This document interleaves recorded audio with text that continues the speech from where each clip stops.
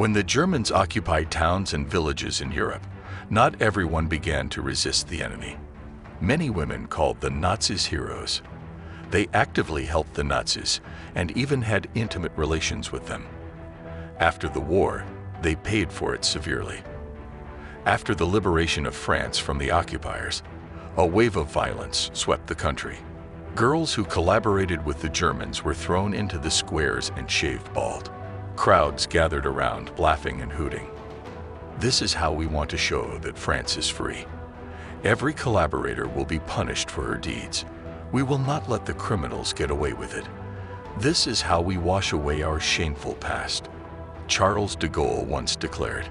The French actively turned in their neighbors who had intimate relations with Germans, even to the point of lynching. Some girls were killed, others took their own lives. It's thought that about 10,000 girls died in this way. Leave them alone. It's a total disgrace to act this way. Many of you supported the occupation, and there was too little resistance, said some American and British soldiers who liberated the country from the Germans. Many even began to make themselves look like heroes and say that this was their way of helping to fight the Nazis. In all, about 50,000 women were publicly condemned. Even French partisans stood up for the collaborators. This is simply unthinkable. While our comrades gave their lives and really fought the enemy, these people easily attribute themselves to heroes.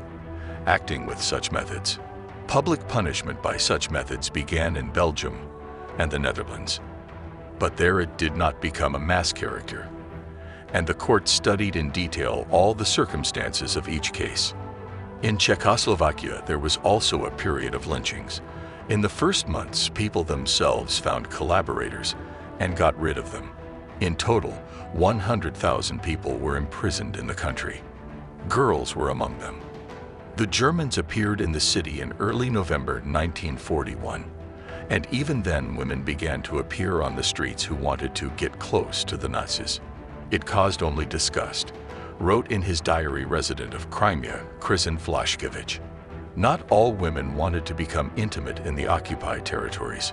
Many were starving and struggling to feed their families. Other girls were simply raped if they refused to cohabit with the Nazis.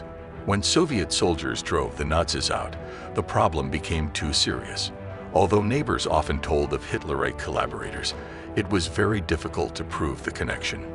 Moreover, almost 70 million Soviet citizens lived in the occupied territories in total. It made no sense to punish everyone harshly. The terms were very different. A certain Savkina lived with German officers. For this, she was sent to the camps for 5 years. If the women's guilt could be proved, they received an average of 10 years. The longest sentence was given to citizen Dubinina. She moved with a German to the Czech Republic. After her release, she was sent to prison for 25 years for collaboration with the Nazis, say historians who have studied this issue in detail. The Germans were not encouraged to have relations with Soviet girls, but it is assumed that the girls had about 100,000 children with the occupants in the USSR. The mothers were afraid of being prosecuted. They often said they had simply picked up orphans. These children should not be held responsible for the sins of their parents. Society will hate them, so this issue should be approached with sensitivity. I suggest taking the children away and assigning them to orphanages. Soviet military commander Ivan Massky wrote to Stalin. There are few historical documents on the subject, but the authorities heeded Massky's advice. Some children did not even learn about their origins.